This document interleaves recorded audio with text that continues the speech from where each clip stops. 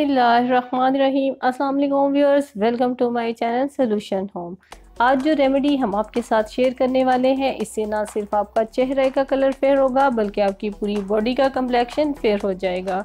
ये रेमेडी उन ख़वातीन के लिए है जो अपने कलर कम्प्लेक्शन की वजह से परेशान रहती हैं और फेयर होना चाहती हैं।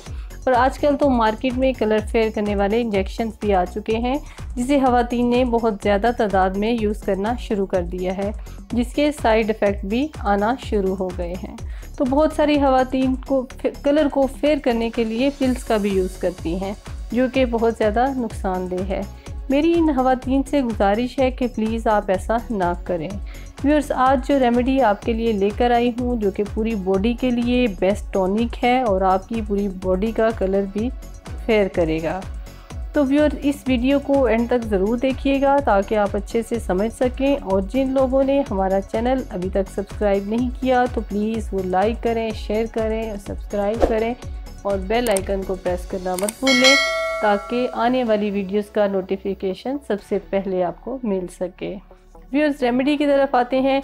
इसमें हमें जो चीज़ें चाहिए वो मैं आपको बता देती हूँ। आपने एक गिलास पानी लेना है, इसमें 2 छोटी इलायची डाल दें, 1 चम्मच सौंफ अच्छे से साफ़ कर लें और इसमें डाल दें। और सबसे अहम चीज़ जो हम इसमें इस्तेमाल करेंगे वो है पुदीना।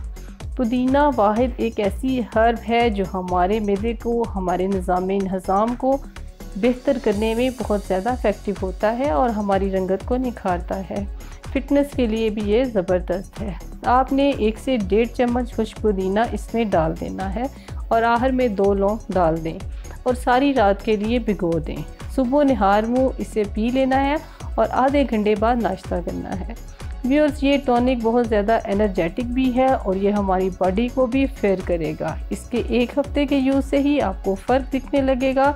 आपके चेहरे, हाथ, पाँव बल्कि पूरी बॉडी का कलर फेयर होना शुरू हो जाएगा। तो व्यूअर्स, तो ये थी आज की हमारी वीडियो। आपको पसंद आए तो प्लीज़ फीडबैक ज़रूर दीजिएगा। नेक्स्ट भी इंशाल्लाह अच्छी और मुफीद वीडियोस हम आपके लिए लेकर आते रहेंगे। इजाज़त दीजिए, अल्लाह हाफिज़।